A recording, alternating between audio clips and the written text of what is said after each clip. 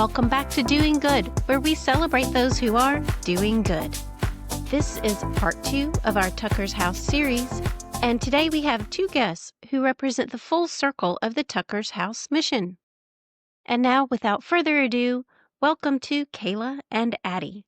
Hi, Kayla. Would you tell us who you are and how you're involved with Tucker's House? Yes, my name is Kayla Torti, and I am the program director at Tucker's House.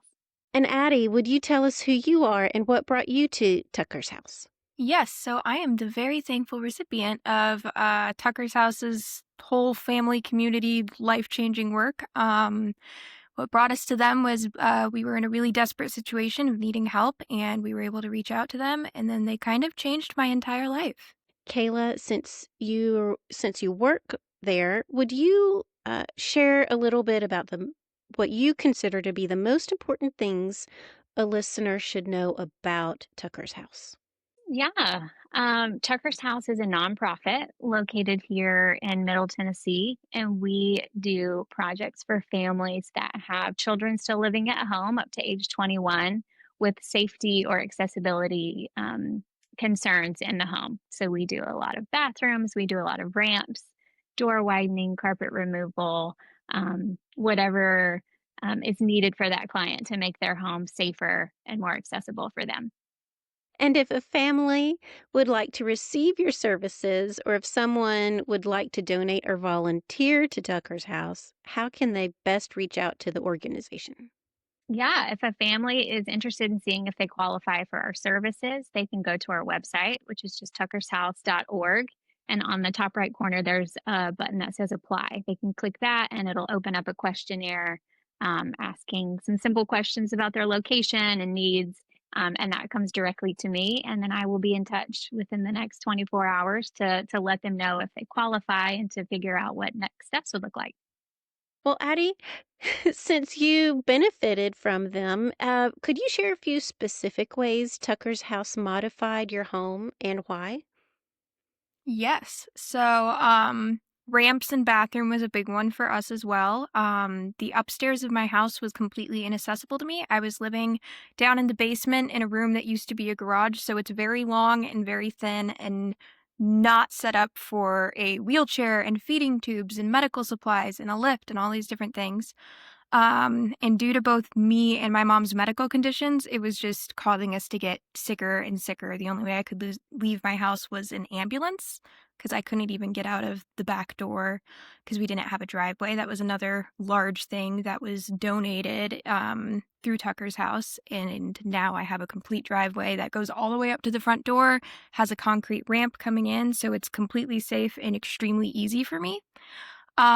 They completely redid a bathroom downstairs with a handicap accessible shower, a roll under sink, cabinetry that I can reach for all of the medical supplies, which even though it doesn't necessarily sound like a big thing on the cabinet, it was a big thing for us because you can't see it all now. So it doesn't feel hospitalish. It feels homey and comfortable and cute instead of that. They also helped us get my personal favorite, a lift that is completely 100% independent for me. So I can get out of my bed into a wheelchair, leave my house, take a shower, do whatever I want. And they moved me to the other side of the basement. So now my room is like an entire apartment. I have complete accessibility to everything that I need. My mom is on the same floor as me, so when she needs to assist me, there's a pass-through so she can get to me really easily without hurting herself. They even helped us set up a little art studio for me to paint in. And then even little things like they put in twinkle lights into our backyard because I love them and they're pretty. Like they really went above and beyond. They also really gave us a wonderful community of support and just wonderful people like Kayla that we've been lucky enough to meet.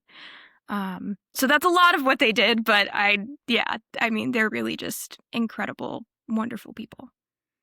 I can't imagine the experience of going from one to the other. It seems like it just changed your life. Completely. Yeah. We're still like in shock of it every day when I'm like, I'm upstairs now. Like, I'm not just in my bed downstairs. I can go do anything. I can take our dog for a walk. Like, it's been an incredible change in our lives after, gosh, I think 5 years of living like that.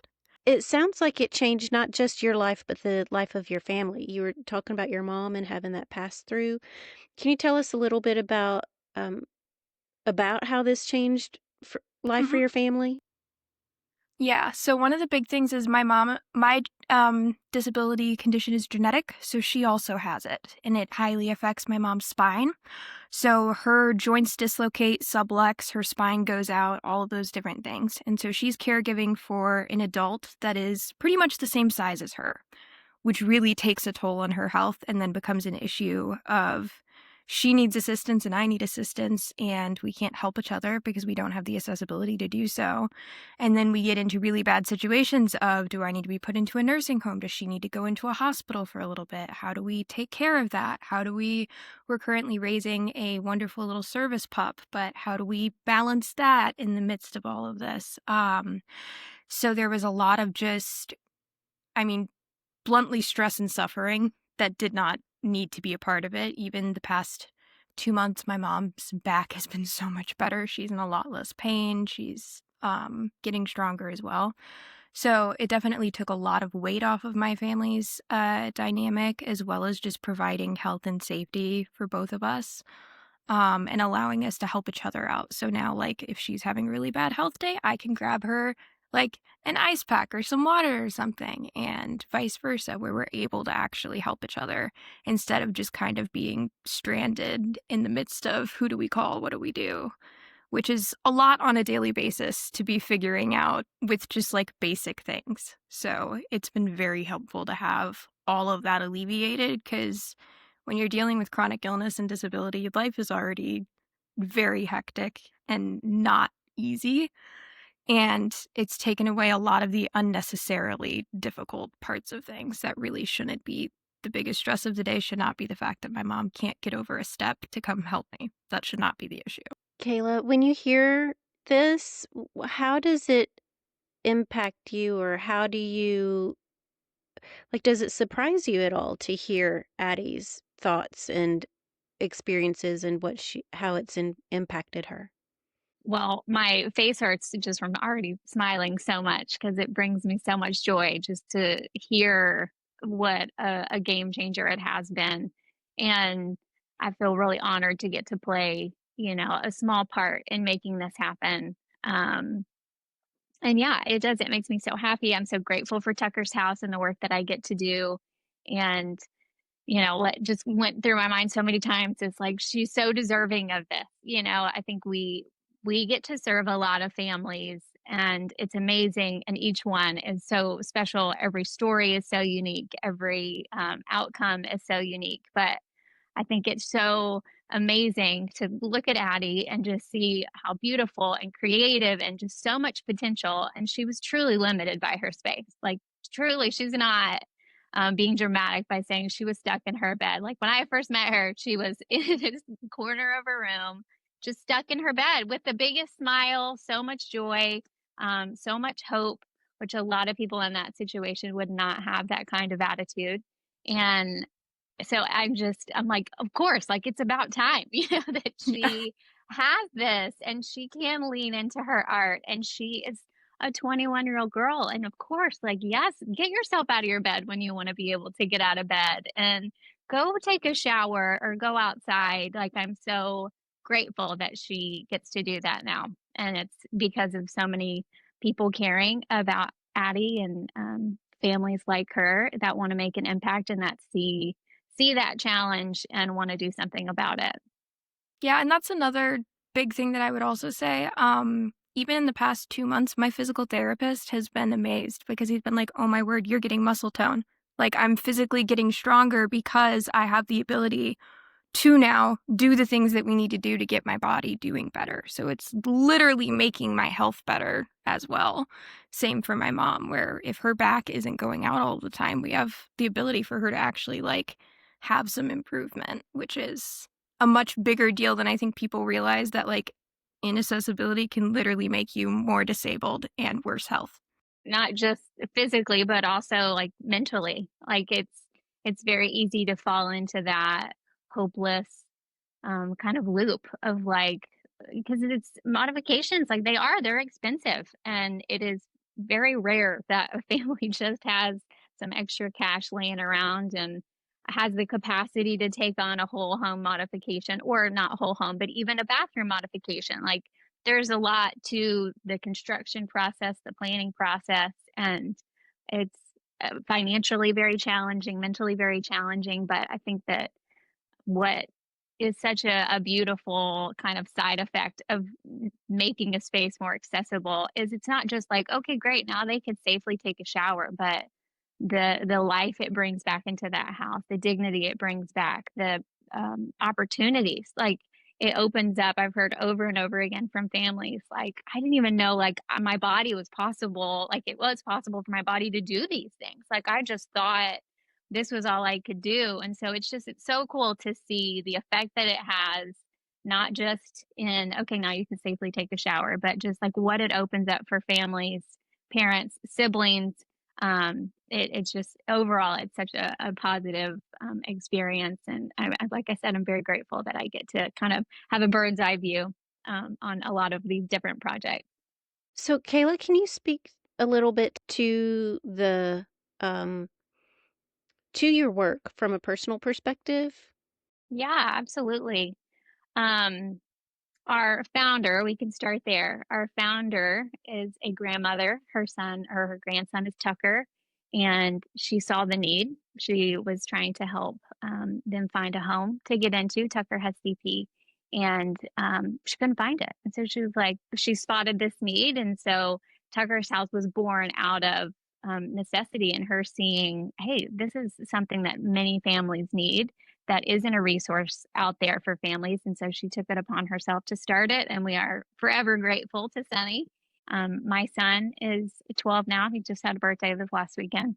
And special needs. He got his first wheelchair when he was 6 years old. And I mean, just the whole special needs journey in itself is, we could have a whole podcast on that. But specifically with accessibility and him getting his first wheelchair, I mean, it like opened my world to like, whoa, this is a whole new world that now I need to learn. I felt like I just kind of figured out his diagnosis and how to care for him. And then suddenly you add a wheelchair into the mix, and that, it changes everything very quickly, because you quickly realize the world is not designed for people with disabilities, and specifically in wheelchairs, and the challenges that come with that journey. And so through my own experience with him, and it kind of led me here to Tucker's house. There's a lot of moving parts to it, but I think with our projects, managing these, like I really tried to attack it from the angle of knowing like parents have so much on their plate, and one of the gifts, not just financially and being able to coordinate these things, but is to try to take that burden off of the families and walk alongside them throughout that process, because it is a lot. Incredible. And Addie, I know you've referred to this already, but what did it mean for you to go through this process and work with people like Kayla who truly understand what you're experiencing on a day-to-day basis? Honestly, I don't know how we would have gotten through that process without people like Kayla. We found out about Tucker's House through my best friend in the world who passed away, but she was a Tucker's House recipient. And when we first had Sandra, their OT-PT person, and Kayla come in, Sandra was Scout's PT. So immediately she was like, I know who you are. And that was a wonderful connection for us. And then talking to the two of them, Mom and I left that feeling like, even if we aren't able to be a recipient, we just found out about new things that we didn't know could help me. We just made great connections, and we just found a community of people that actually understand what it's like to either be a person with disabilities or a parent that is a caregiver of a child with disabilities. And okay, we're not the only people in this. There are people that like understand how difficult this is, and that it's so layered between money and actually getting it done, and health and mental health and all of these different things. And then when we were lucky enough to be recipients, we just felt like we had been taken into, like when they say that it's a family, they really do mean it. Kayla, is there anything else you could possibly add to that? Yeah, I agree with everything she said. I'm so happy that has been her experience, because that is exactly, the type of experience we're wanting to create. And to her point of, being able to work with people who get it, There is just kind of like an unspoken knowing, even if it's like, I don't know what exactly your journey has been, but I know that you know the pain and the challenge of sitting in a hospital room or, you know, being in your room alone at night, feeling that hopeless feeling of what does my future look like or what does my child's future look like, and just kind of that invisible weight that so many special needs families carry. There's a safety in it of just knowing like, yeah, they get it. You know, they're walking a path too. And we're kind of in the arena together trying to figure this out. And I think a lot of the people that we get to work with are just some incredible people, and some of them do have connections, whether it's a family member that has special needs, or their mom was a special ed teacher, or they just really care about the work that we do. I think it is really beautiful.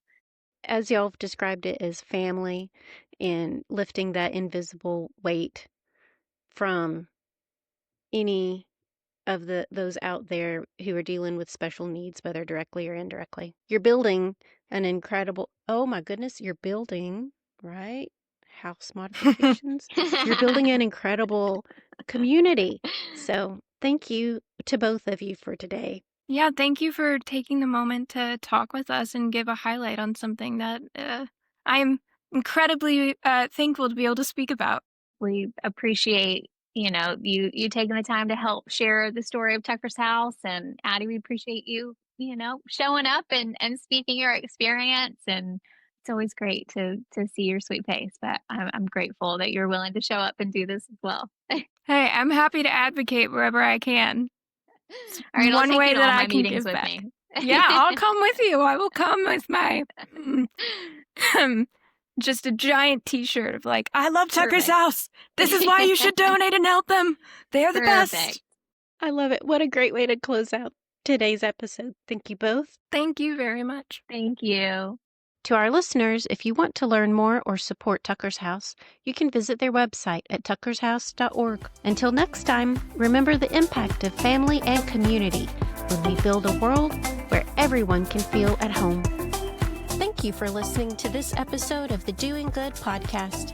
If you enjoyed our conversation today, we invite you to subscribe or rate us on your favorite podcast platform.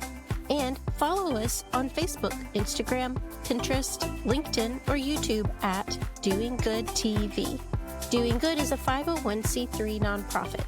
Please donate to support this podcast via the donate button on our website, doinggood.tv. And while you're there, nominate a volunteer you know for us to celebrate on a future episode. Together, let's celebrate those who are doing good.